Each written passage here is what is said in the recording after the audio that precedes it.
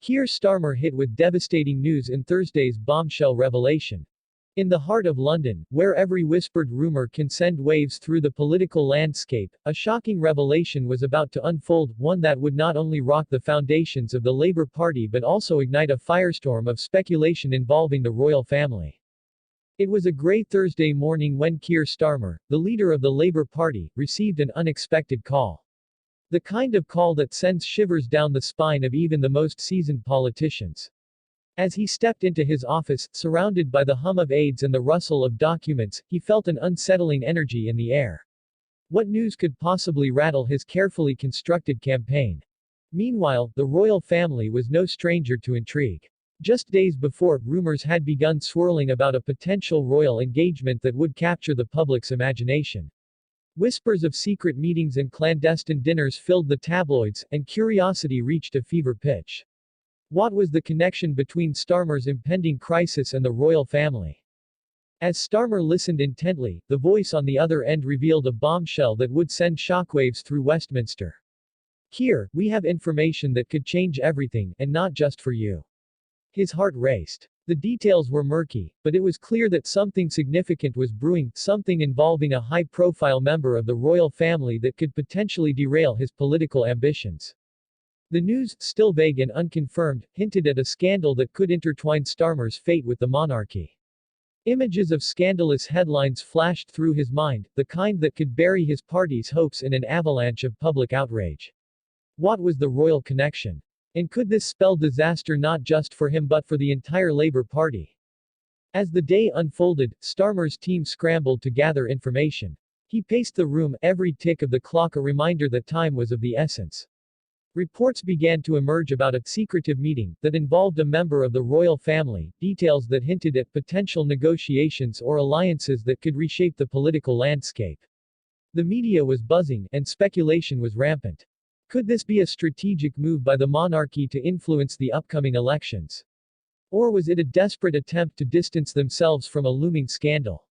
Each theory was more outrageous than the last, and Starmer knew he had to act fast. In the midst of this chaos, the Labour Party's press office was inundated with questions. The public was eager for answers, and the stakes were rising. As the clock ticked closer to the evening announcement, Starmer felt the pressure mounting. What would he say? How could he navigate this political minefield? Finally, the moment arrived. Starmer stood before the cameras, his face a mask of determination. "Today, we face challenges that test our resolve," he began, his voice steady but his heart pounding. Just as he was about to address the swirling rumors about the royal family, the atmosphere in the room shifted.